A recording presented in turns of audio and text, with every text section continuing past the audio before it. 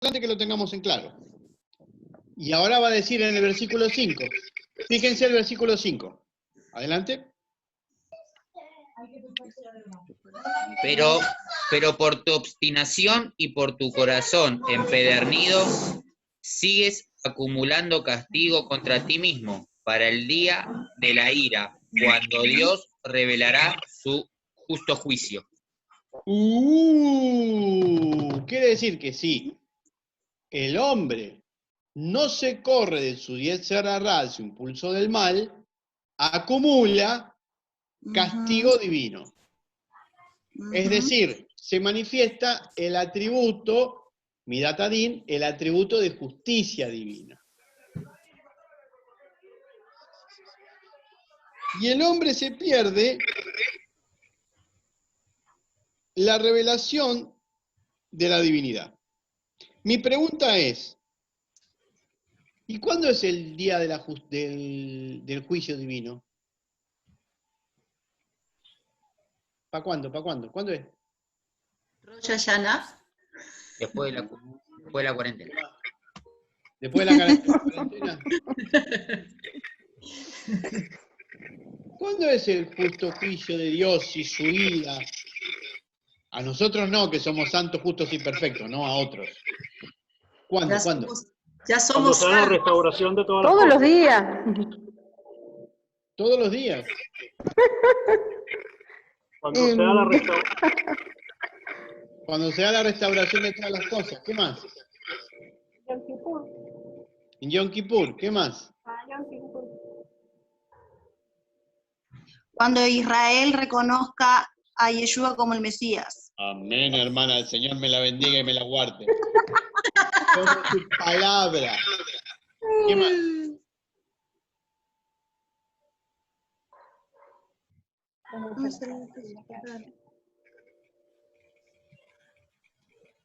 ¿Tiene que ver con lo que sería medida por medida? Tiene que ver lo que sería medida por medida, ¿sí? Hay dos juicios. Rav Shaul está hablando de dos juicios. El juicio que le corresponde a cada hombre, cuando muere, se va a este mundo, medida por medida, y el juicio que le va a corresponder al tiempo final, en el momento final. Son dos juicios. Pero cuando muere se pasan como que Quiere decir que cuando nosotros nos morimos, Dios mira nuestras obras. Y quiere decir que en el tiempo final, cuando Dios corrija a toda la humanidad, va a mirar las obras de la humanidad. Son las dos instancias de juicio. ¿Estamos? Quiere decir que todos nosotros también vamos a pasar por el zarandeo divino. Eso no es ni bueno ni malo. Porque todos tenemos la posibilidad de hacer teshuva. El Talmud nos dice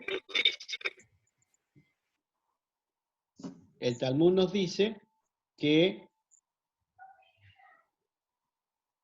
tenemos que arrepentirnos todos los días. Todos los días. ¿Y por qué no sabes cuándo es el día de tu muerte? Entonces siempre hay que estar, es decir, la idea es, siempre hay que estar en la predisposición de que no somos santos, justos y perfectos. Tampoco significa que tenemos que estar en la suposición de que somos unos pecadores malvados que necesitamos ser castigados, sino que somos seres que estamos evolucionando en la conciencia divina. Eso es lo que está diciendo Rav Shaul. ¿Estamos? Y que hagamos lo que hagamos, nuestra conciencia, que es la voz divina, nos está diciendo qué es bueno y qué es malo. Esto ya lo habíamos visto en la clase anterior. Bueno, sigamos un poquito más. Fíjense el versículo 6, me ganó el versículo 6. El cual pagará a cada uno conforme a sus obras. ¿Cuáles son las obras? Los mandamientos de la Torá. No hay otras obras. ¿Sí? Bueno, versículos 7 y 8. Dará vida eterna a los que, perseverando en las buenas obras, buscan gloria, honor e inmortalidad. Pero los que por egoísmo rechazan la verdad para aferrarse a la maldad, recibirán el gran castigo de Dios. Esto está muy claro. Y el versículo 9, por favor. Habrá sufrimiento y angustia para todos los que hacen el mal, los judíos primeramente y también los gentiles. Quiere decir todos. ¿Mm? Fíjense, cuando habla él de los gentiles, no está hablando de los prosélitos. Cuando habla de los judíos, ¿de quién habla?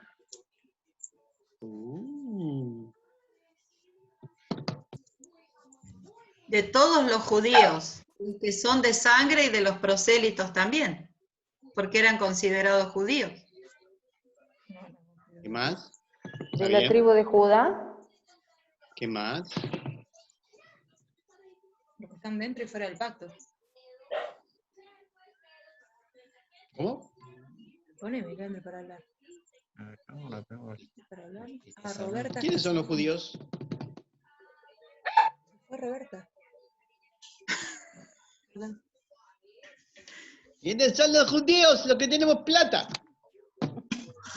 Gasta, junta mucho. A ver, ¿por qué aumentó comida en cuarentena? Dije, no comas 40 días, no gastás. ¿Quiénes son los judíos? ¿Quiénes son los judíos? Los judíos aquí no son los judíos de Judea, no son los judíos de la tribu de Judá. No lean la tribu de Judá y la tribu de Israel. Esa teología es absolutamente cristiana, no tiene nada que ver ni con la Torá ni con los profetas. Eso es un aborto de los cristianos que quieren ser la pomada de la Biblia, porque no quieren ser cristianos, pero tampoco quieren ser judíos. Entonces son de la tribu de Israel. Olvídense. No es bíblico, para ser más claro. ¿Quiénes son los judíos? Los judíos de religión. Cuando el Nuevo Testamento, se los explico fácil, cuando el Nuevo Testamento habla de los judíos relacionados a los que viven en Judea, esos son los judeanos. Cuando habla, porque está escrito así en griego, lo que pasa es que los cristianos lo traducen todo igual para hablar mal del judío como imagen, como prototipo. Cuando habla de los judíos, pero que no están viviendo en la provincia romana de Judea, está hablando de la religión judía. Entonces Pablo está hablando del paradigma de la religión judía y el paradigma de la religión griega. ¿Estamos hasta ahí? Bien, perfecto. Todos vamos a estar, todos tenemos, por así decirlo, la opción de desarrollar el Yetzer Tov, lo que dijimos recién, y tener un premio, que es la gloria, y desarrollar el Yetzer Hara y tener un premio, que es el castigo. ¿Por qué Yeshua habla de la gloria? Kabod. Yeshua. Rav Shaul. ¿Por qué Pablo habla de la gloria como uno de los beneficios?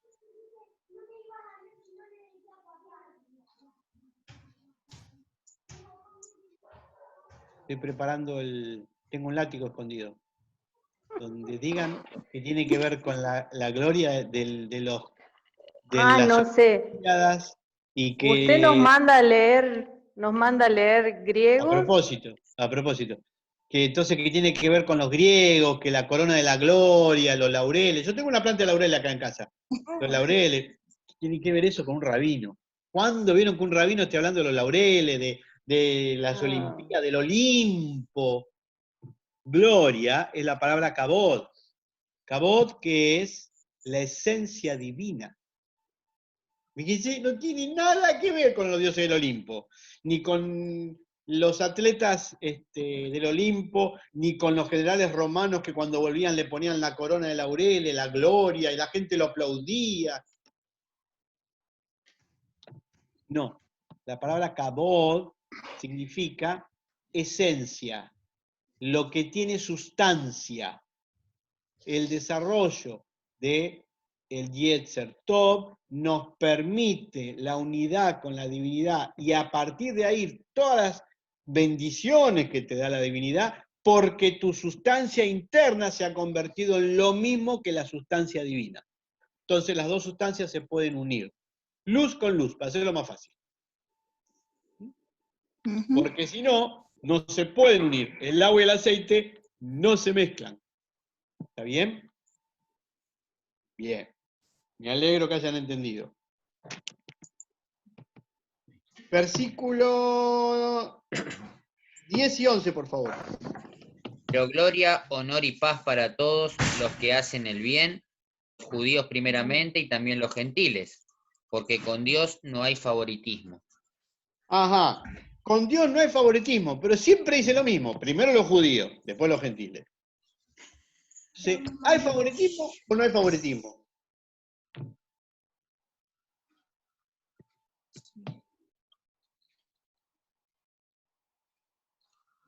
Sí. Porque la Torá fue dada al pueblo judío y el pueblo judío tenía la obligación de enseñarla al resto del mundo. Por eso la responsabilidad es primero de los judíos y después de los gentiles.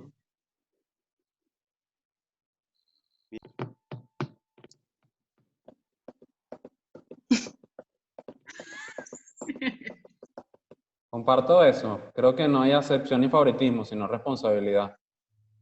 Me tocaría primero a los judíos porque fueron los que primero tuvieron ese privilegio, el privilegio de la Torá, y luego a los griegos, pues a los gentiles. Porque aunque no tuvieron la Torá... Sí. Ajá, Hay un midrash que dice que la Torá fue ofrecida a todas las naciones. Sí. Ni los hinchas de Boca, ni los hinchas de River, ni los hinchas de San Lorenzo, menos los de Racing. Los únicos fueron los de Independiente, que al aceptar. No entiende Roberta. Son equipos de fútbol de Argentina. No, entiendo, Rabino. Es solo que entiendo también esto del equipo de fútbol, pero escucho muy entrecortado. No sé si soy yo sola o si es un problema de todos. Es tu conexión, yo escucho bien al resto. Bien, mejor. Si soy yo sola, mejor. Es que todavía tienen mucho coronavirus en Italia. Me parece, sí. Mi caso también. Bueno, hay un midrash que dice que Dios ofreció la Torá a todos los hombres. Pero los únicos, los más buenos de todos, somos los judíos. Que le dijimos a Dios, sí, nosotros vamos a cumplir con tu voluntad, Señor. Ellos no quieren. ¿Se dan cuenta de lo que es el nacionalismo? Bueno, Pablo acá está haciendo todo un juego para decir, primero los judíos, tanto el castigo como premio. ¿Por qué? Porque son los que recibieron la Torá. Él es un maestro de Torá, no está hablando de universalismo, no está hablando de cristianismo, él está hablando de lo que produce la Torá en el hombre. Dice, como todos dijeron muy bien, por una cuestión de responsabilidad, el judío primero y después el gentil. Hasta ahí. Después va a enhebrar todo esto de otra manera. Él está apuntando con todo, esta es la introducción de la carta, Él está apuntando a otra cosa. Pero él va poniendo las cosas en su lugar, en una comunidad, judíos, que tenía prosélitos, que estaban en un mundo totalmente diferente al mundo rabínico, y de todo eso, y que además de todo eso, él no había visitado, él había escuchado de ciertos problemas. Pero él dice, somos todos iguales frente a Dios, pero cuidado, hay responsabilidades.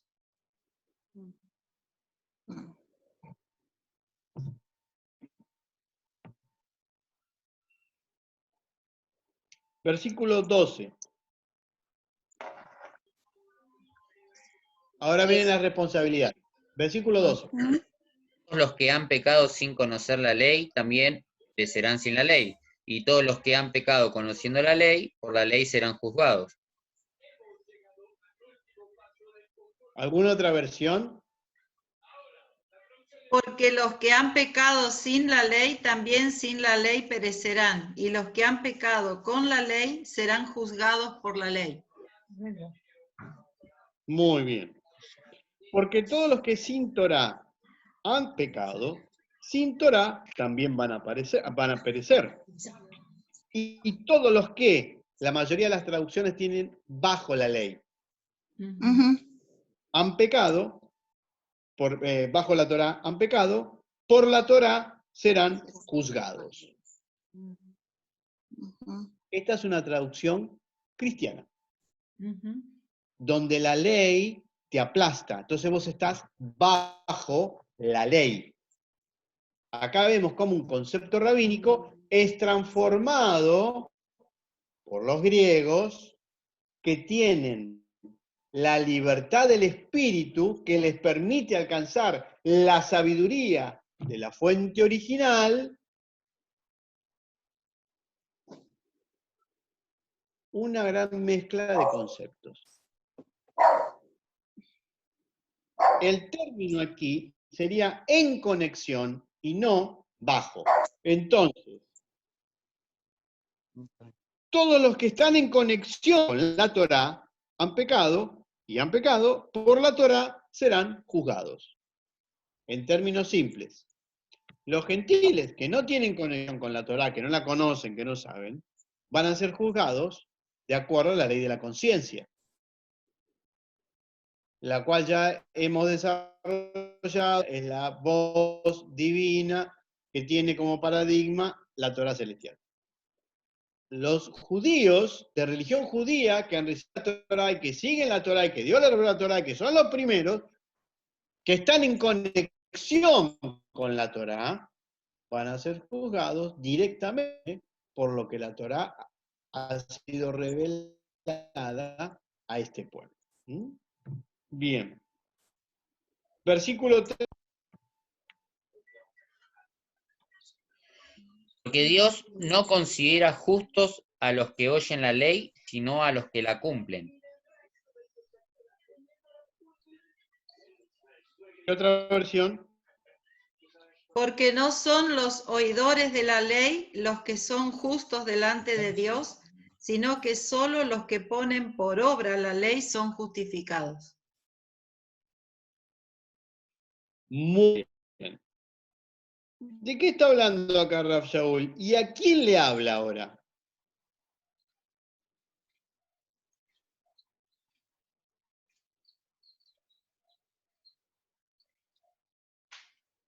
Ahora les está hablando a los judíos, a la religión judía. ¿Estamos? Sí. No son justos los oidores, sino los hacedores de la Torá. ¿Qué está diciendo en otros términos? Estas son traducciones pésimas de términos rabínicos. Ajá, Vicky. ¿De qué está hablando? ¿Cuál es el principal mandamiento? Shema Israel. ¿Qué es Shema? La Escucha. Escucha. La unicidad de Dios. Escucha. En los términos rabínicos, el oír es prestar atención. Entonces, no es el que va a desarrollar su Yetzer Tov, su impulso del bien, aquel que presta atención, sino aquel que lo vive. El Shomer Mitzvot, el que guarda los mandamientos. Entonces, él ya está clasificando dentro de la religión judía un grupo, X cantidad de personas, que escucharon la Torá, que dicen de la Torá, pero que no guardan la Torá. ¿Se dan cuenta? Versículo 14. De hecho, cuando los gentiles que no tienen la ley cumplen por la naturaleza lo que la ley exige, ellos son ley para sí mismos, aunque no tengan la ley. Bueno, esa es la conciencia universal de la que Dios ha hecho la Torá, que la bajó a lo concreto. Y el versículo 15, Estos muestran que llevan escrito en el corazón lo que la ley exige, como lo atestúa su conciencia, pues sus propios pensamientos algunas veces los acusan y otras veces los excusan. muy bien. Entonces, Así sucederá el día en que por medio de, acá dice Jesucristo, bueno, Yeshua, Dios juzgará los secretos de toda persona, como lo declara mi evangelio. muy bien. Quiere decir, hace un paralelo con que no son los judíos que oyen la Torá, sino los que guardan los mandamientos, los que desarrollan el impulso del bien y los va a llevar a la paz, la benignidad, la misericordia divina. Ahora va a hablar de los no judíos, de los de la religión pagana, de los griegos o los romanos, diciendo que los que van a alcanzar un mejor lugar en el juicio divino son aquellos cuya conciencia no los acuse. Porque la Torá está escrita, porque la Torá básicamente está escrita en todos los corazones de aquellos que desarrollan el impulso del bien. ¿Cuál es la promesa divina? Jeremías 33. No, Jeremías 31. 27 al 33. ¿Cuál es? Y pondré mi Clama a ley en mí, su yo te corazón. responderé y te enseñaré cosas grandes y ocultas que tú no conoces. ¿No? No va a hacer falta que nadie enseñe la Torá porque yo la voy a escribir en sus corazones. Ah, Ese es el concepto. Ese es el concepto. Por eso se habla de una Torá física y una Torá del cielo. Así que el sabio griego, que creía cualquier cosa que no tenga que ver con la Torá, pero que desarrollaba su impulso del bien, también tenía la posibilidad de alcanzar la misericordia divina. Lo cual es un concepto bastante universal. Bueno, en el día del juicio, que va a haber un día de juicio en que Dios va a juzgar por medio del Mesías, eso es muy simple, el Mesías es la luz de los primeros 3 días de la creación, que es la que restaura toda la creación. Va a juzgar los secretos de los hombres conforme a mi evangelio. ¿Por qué es conforme a su evangelio? ¿Cuántos evangelios hay? Cada uno, o sea, vino Cristo y a su evangelio. Y ahora viene Pablo y a su evangelio. Si hay algo que me saturaba de la iglesia cristiana, Dios gracias, ya no la visito más, amén, hermano, es que cuando yo iba ahí me hablaban de lo que Pablo dijo, por qué Pablo, y por qué Pablo, y todo Pablo, Pablo, y Pablo, y Pablo, y los mesiánicos que son cristianos, por qué Pablo, y por qué Pablo enseñó, Pablo es Dios, Pablo es más que Cristo. O sea, Cristo quedó atrás y Pablo quedó arriba. Y ahora para colmo, Pablo dice conforme a mi evangelio.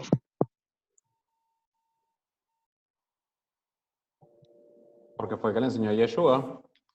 Pero él dice mi evangelio, no el evangelio de Yeshua. Porque dice mi evangelio. Es como que yo les dijera a ustedes, esta es mi enseñanza. Está intencionalizada la traducción. ¿Quién tiene otra traducción que no sea así? Mi evangelio. No.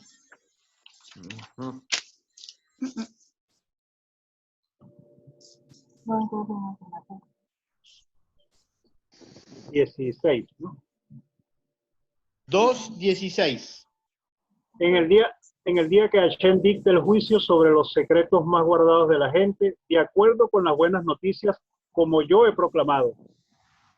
Él hace esto por medio del Mashiach Yeshua, dice acá. Muy bien, ¿qué versión estás leyendo? Ah, y esta es una que descargué, una mesiánica. Bueno. Así todo está mejor, está más clara. No hay un evangelio de Pablo, no existe un evangelio de Pablo. No lo hay. No lo puede haber. La palabra evangelio, Besorá, significa buena nueva. ¿Cuál es la buena nueva? El juicio de Dios. Esa es la buena nueva. Que viene el juicio y que después viene la restauración de todas las cosas. Y fíjense que el versículo está hablando específicamente del juicio divino a través de la acción del Mesías. Por lo tanto, no hay un mi evangelio.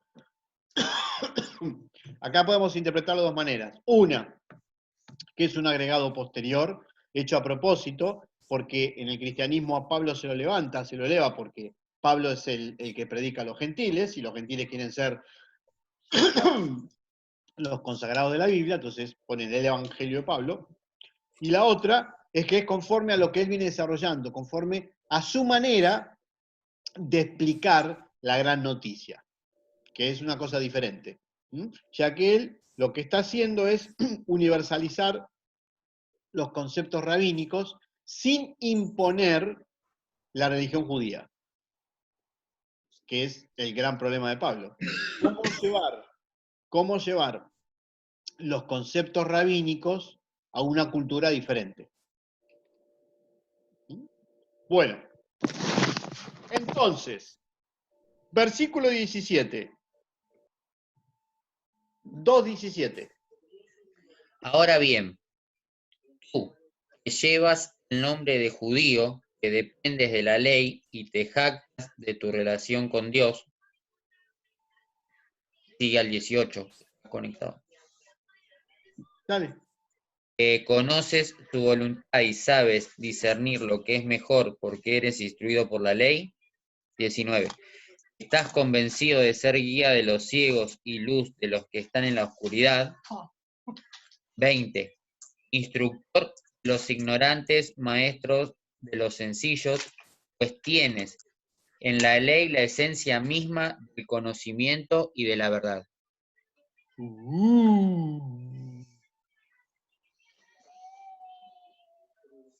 Qué bárbaro. ¿Cuánto tiempo falta para cortar? Y 2 minutos seguro. Qué raro, porque lo arrancamos a las 2 y vamos y 42.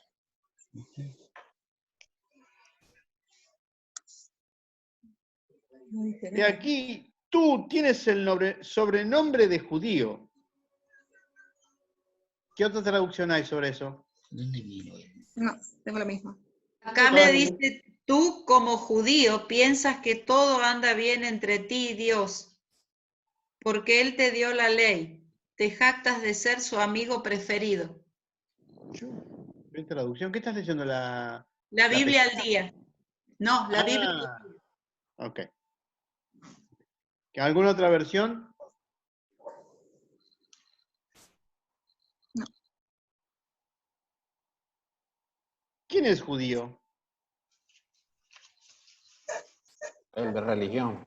Muy bien. A ese le está hablando. Que te apoyas en la Torá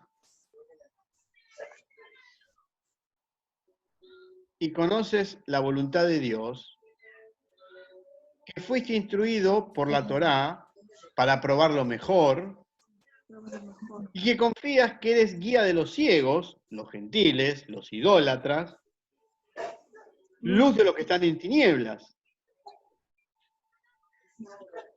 ¿A quién fue enviado Rab Shaul?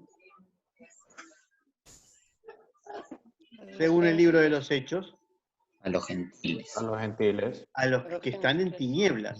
Lean cuando él habla de su famosa conversión, que no es una conversión, cuando él se encuentra con Yeshua, y Yeshua le habla y le dice, pues te voy a mandar a los gentiles para que los que no están, que están en tinieblas pasen a estar en luz. que son instructores de los ignorantes o los indoctos, rabino de niños, según la traducción de Leandro, rabino de humildes, que tienes en la Torá la forma de qué, de la ciencia y la verdad, o tienen otra palabra ahí. 21. Conocimiento y verdad. ¿Qué otra definición hay? Sabiduría y verdad. Sabiduría y verdad. La palabra es madá, y madá significa sabiduría. O sea que la Torá te da el conocimiento de la divinidad en el sentido de darte sabiduría y verdad, acercamiento a la divinidad. Todo eso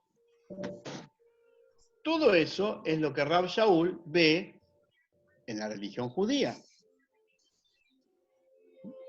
Tú, pues, que enseñas a otro, ¿no te enseñas a ti mismo? Tú que predicas que no se roba, ¿robas? Tú que dices que no se adulterar, ¿adulteras? Tú que abominas de los ídolos y cometes sacrilegio. Tú que te jactas de la Torá, con infracción de la Torá deshonras a Dios, porque como está escrito, el nombre de Dios es blasfemado entre los gentiles por causa de ustedes. ¿Qué significa todo esto? Los mató. Sí, le está diciendo que están cometiendo Hilul Hashem, están blasfemando el nombre divino. Es lo peor de lo peor de lo peor. Eso es caret. Dios te corta con eso. Entonces está diciendo, con el judaísmo, con la Torah y con el judaísmo, tenés el acercamiento a la divinidad. Teniendo eso, estás blasfemando el nombre divino. Estás haciendo Hilul Hashem. ¿Por qué?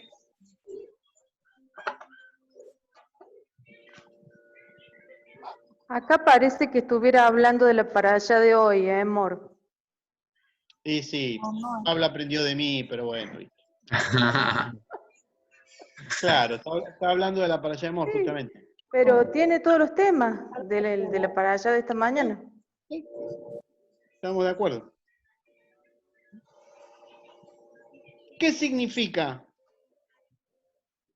Porque como está escrito, el nombre de Dios es blasfemado entre los gentiles por causa de ustedes. ¿Qué significa eso? Se olvidaron de su responsabilidad. Amén, hermana. Que era hacer conocer la Torah. ¿Y qué más? Y no solo ellos vacían el nombre de Dios, sino que impulsan a otros a hacerlo. Muy bien. ¿Qué otra opinión?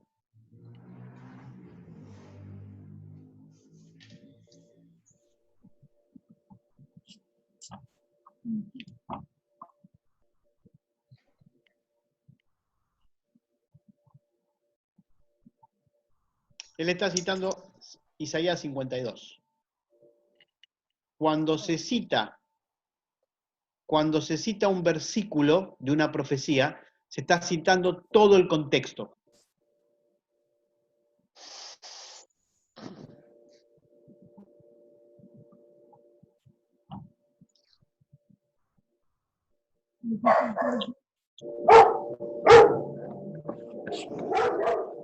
Y aquí todo el contexto que Israel ha sido esparcido, pero va a regresar por la misericordia divina.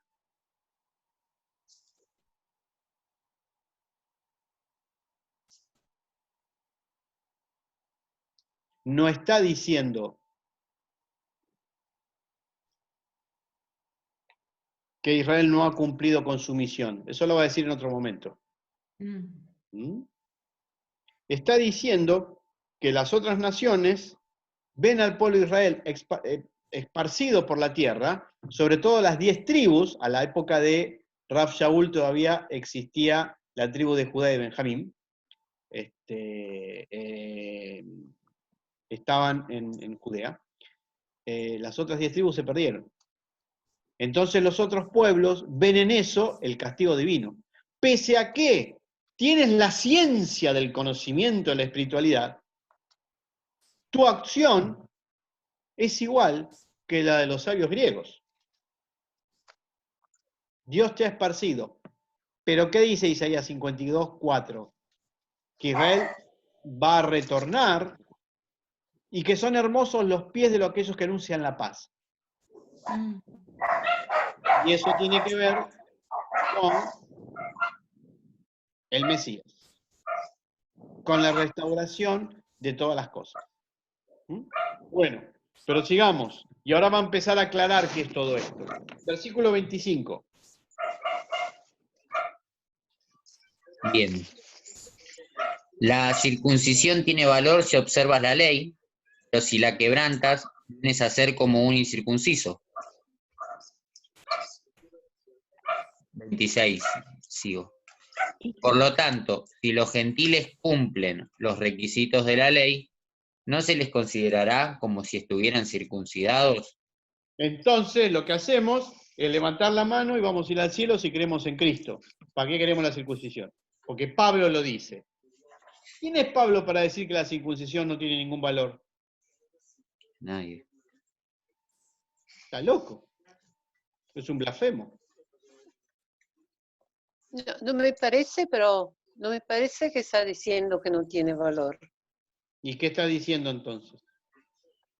Bien. Que la circuncisión no tiene valor si uno se quebranta con la ley. ¿Y entonces para qué nos circuncidamos? Si no sigue, que se nos con obra, me parece. ¿Y para qué nos circuncidamos los varones entonces?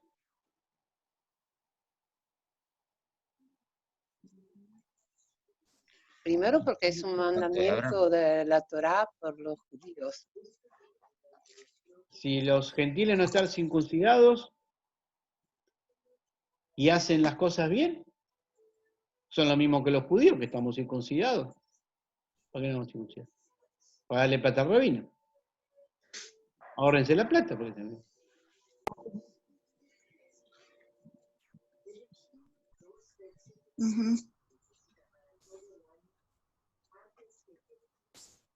¿Cómo puede venir un hombre a plantear que lo que está escrito en la Torá no tiene valor?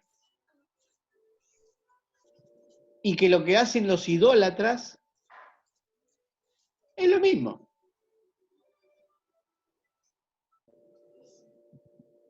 Bueno, así lo leen todos los comentaristas cristianos.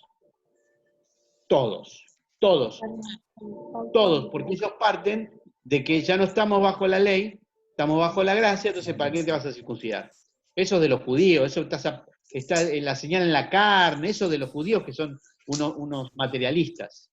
Nosotros tenemos el espíritu, ya con el espíritu alcanza. Eso es griego. Nunca, ningún rabino en ningún lugar puede hablar mal de la circuncisión. Nunca. Pablo no está hablando mal de la circuncisión y no está diciendo que los no circuncidados tienen el mismo estatus que los circuncidados. Nunca, jamás. Porque no podría ser un rabino. Nunca. Lo que él está haciendo es un análisis de la conciencia. Cuando un rabino hace un análisis de la conciencia, nunca jamás, nunca anula una mitzvah ta'aseh, un mandamiento que hay que hacer.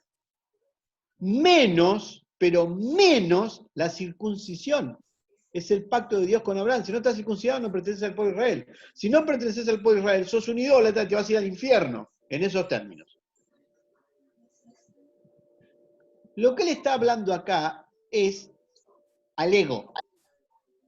Vos que sos de religión judía, que tenés la Torá, que tenés tanto desarrollo, ¿vos te pensás que porque te circuncidaste ya está? No, no tenés que ser oidor de la Torá. Tenés que ser practicante de los mandamientos. Porque si no, ese que vos considerás un incircunciso, puede estar viviendo la Torá mejor que la estás viviendo vos. Y entonces en el juicio divino, ¿A quién va a mirar Dios con mejores ojos? Sí. No está anulando. Está haciendo una discusión imaginaria contraponiendo los dos paradigmas.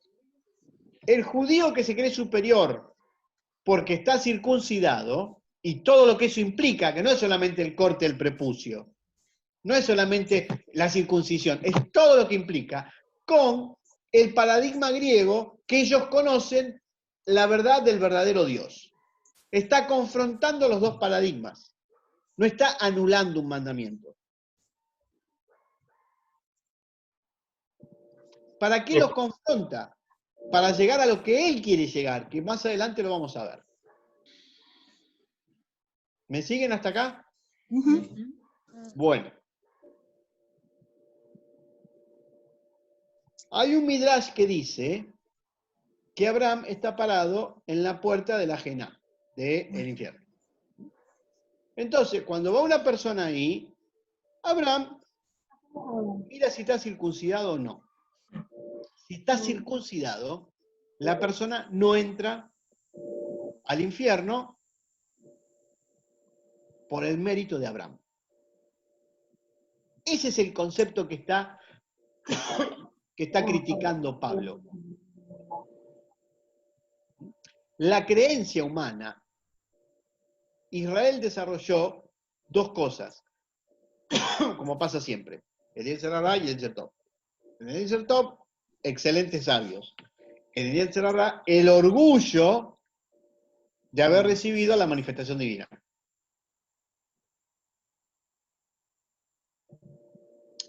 Entonces, como está criticando eso. Y lo hace nada más ni nada menos que con la circuncisión. Para entender esto de una manera muy profunda, tendrían que hablar ustedes con el judaísmo ortodoxo, escucharlos hablar y escucharlos sentir lo que sienten sobre el incircunciso. ¿Dónde lo ponen?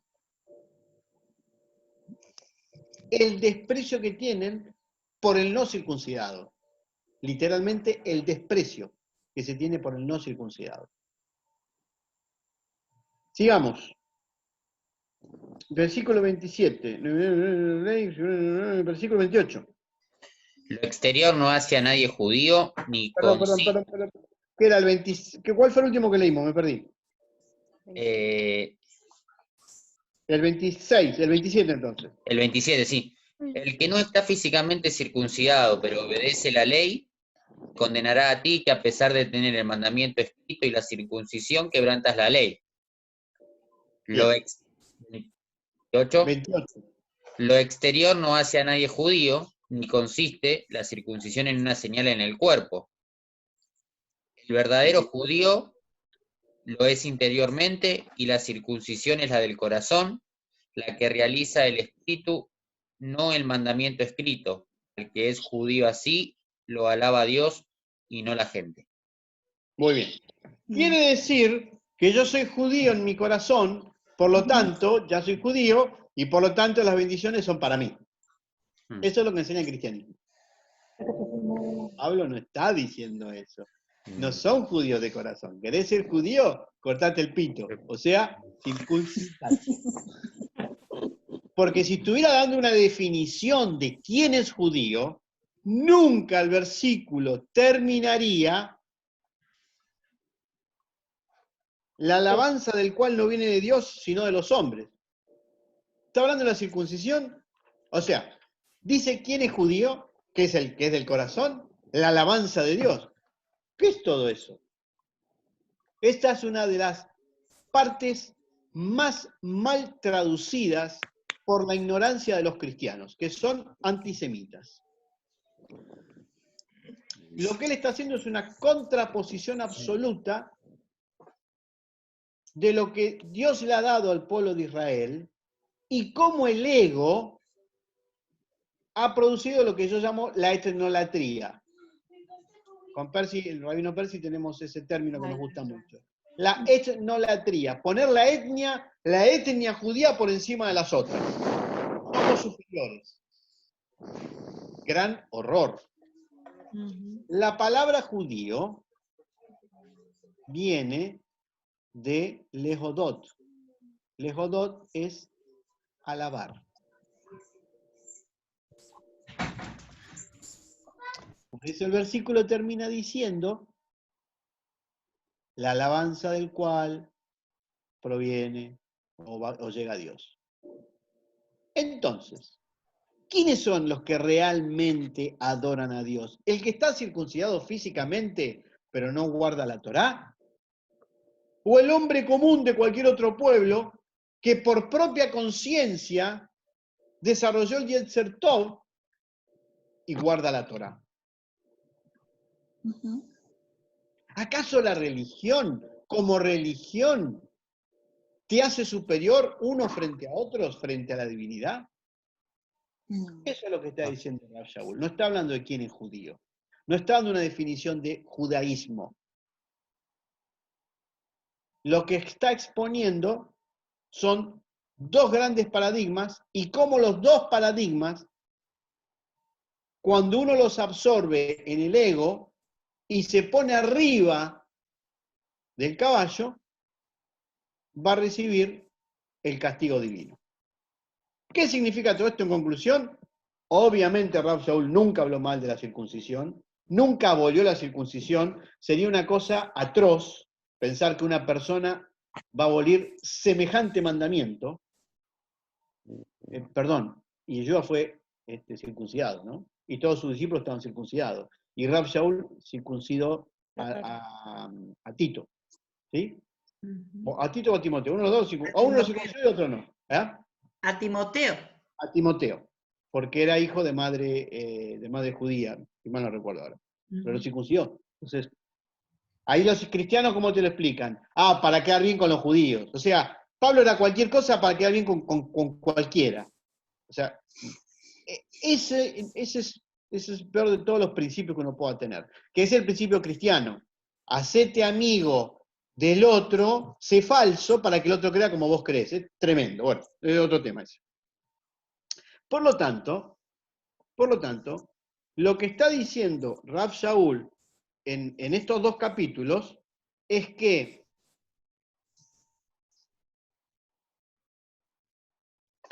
el adorador de Dios lo es cuando tiene su conciencia limpia.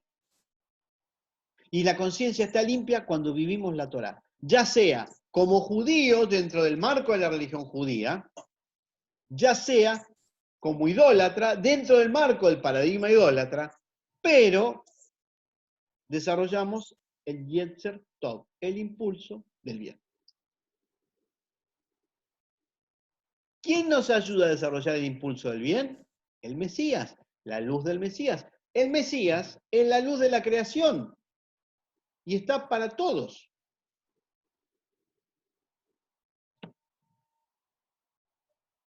Se quedaron todos callados. O tienen sueño o están enojados. No.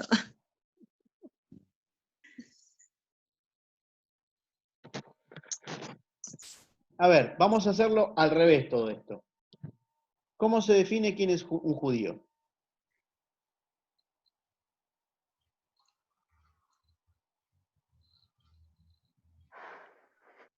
El que ¿Cuál es la practica la definición? religión judía. Los que practican la religión judía. Esa no es una definición de judío. ¿Quién es un judío? El que guarda la Torah. Esa no es una definición de quién es un judío. La fe de, bueno, es lo mismo, la fe de Abraham. ¿Cómo? ¿Qué cosa? La fe de Abraham. La fe de Abraham. Abraham no era judío.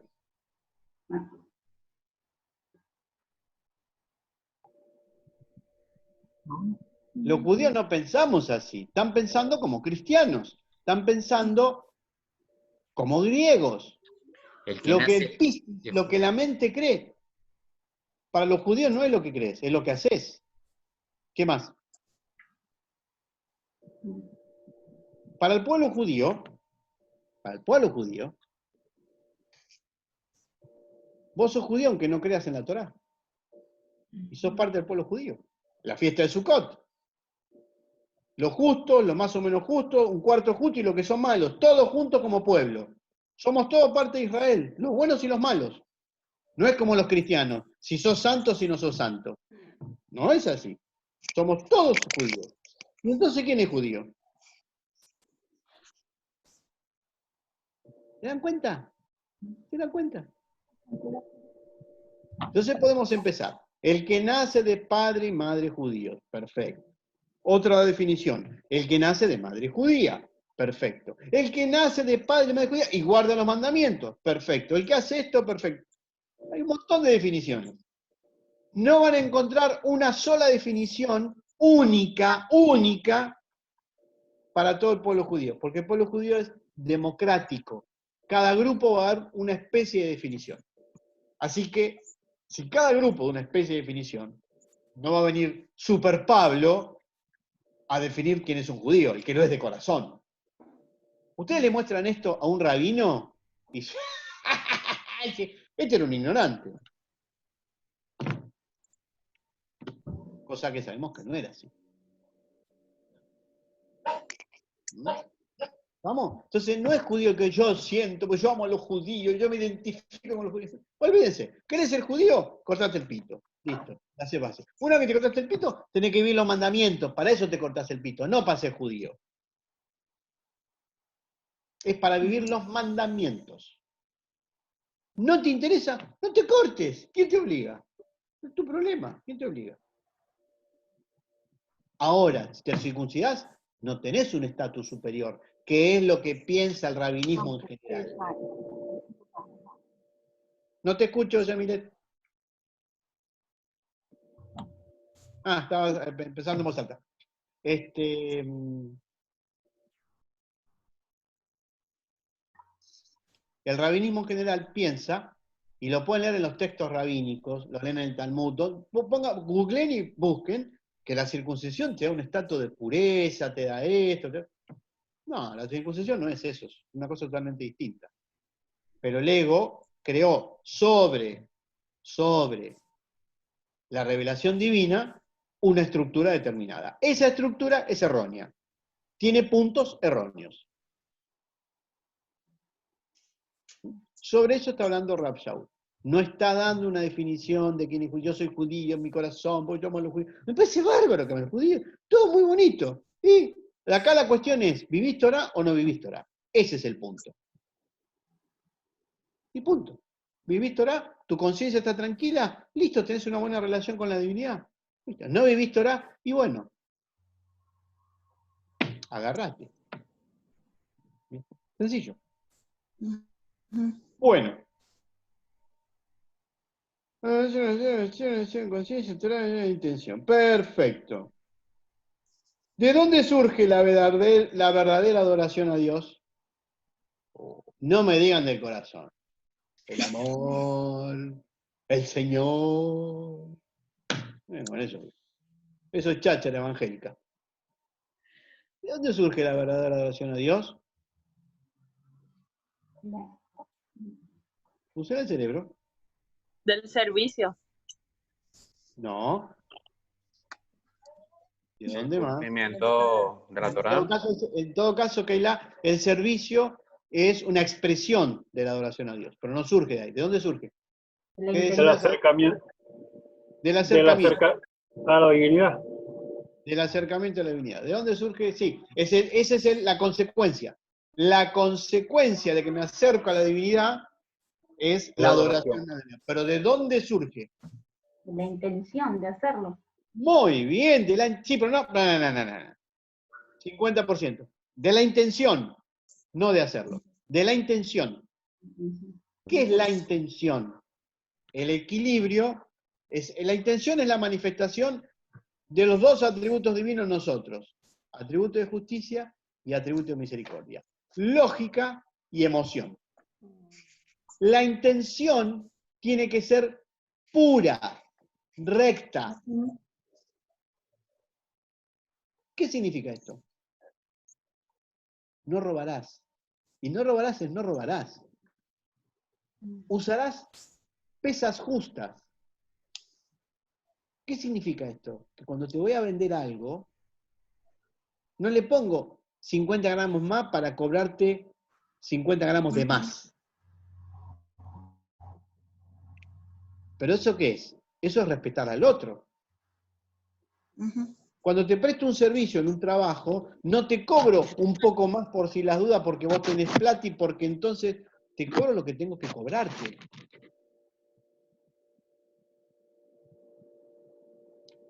Trabajar la intención correcta es lo que nos permite acceder a la Torá celestial.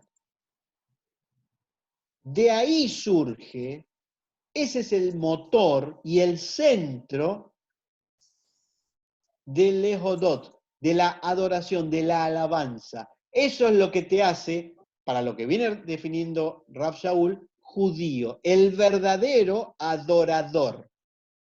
El que adora desde la mejor intención que tiene, no el mejor conocimiento. Conocimiento lo tienen los judíos, recibieron la Torá, ya está. Pero cuidado, la mejor intención, ¿dónde está? En un corazón cuyas intenciones son puras. Cuando una persona tiene intenciones puras, si se equivoca, enseguida corrige el error. No importa la religión, la cultura, el lugar, lo hace.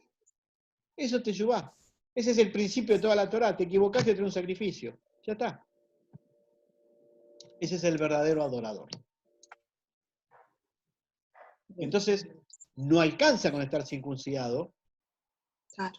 A la circuncisión hay que sumarle la intención pura. Porque les recuerdo que la circuncisión es al 8º día de nacimiento. A mí no me preguntaron cuando yo tenía 8 días, ¿querés que te circuncidemos? A mí me agarraron, me cortaron y listo. Es como una fábrica sin chorizo. 8 días no te preguntan, los padres te circuncidan porque el pueblo judío. ¿Se dan cuenta? No es como ahora que uno es grande y uno lo decide, o como los cristianos con el bautismo y todo ese tipo de cosas. Es otro concepto. Entonces, está bien, te circuncidaron a los 8 días, vos sos judío, vos te enseñaron la Torá, estudiaste los maestros, todo muy lindo. ¿Y tu intención cómo es? Lo más interno tuyo, ¿cómo es? A eso le está hablando Rav Shaul. Y pone en un mismo plano de igualdad al paradigma griego y el paradigma gentil y el paradigma judío, en que lo importante es la intención correcta en los actos que uno hace. Porque eso nos ayuda a captar la Torá celestial. Y la Torá celestial nos va a decir cómo actuar y cómo no actuar en distintas circunstancias. Porque si no, solamente 13 millones de personas se van a ir al cielo y toda la humanidad se va al infierno. Y ese Dios es un Dios muy pequeño. Es el Dios de un pueblo. Y Dios es un Dios creador de todos. Inevitablemente. Bueno, ¿alguna duda o alguna pregunta? Pues ya cerramos por hoy. No. ¿Qué les pareció la clase de hoy? Hermoso. Muy buena. Van a tener que pensar bastante. Me van a preguntar, ¿y para qué nos hace leer esos comentarios? Para que vean las contraposiciones. Porque además estamos imbuidos de que se lee así, de que significa eso. No creer. El tipo viene hablando de una cosa totalmente distinta. Desde otro lugar, desde otro concepto, desde otro mundo. Entonces, bueno, la idea es seguir avanzando así. Bueno, el sábado que viene comenzamos capítulo 3 en adelante hasta donde se llegue. Así que tengan un hermoso Shabbat, lo que queda, y nos vemos a las 7 de la tarde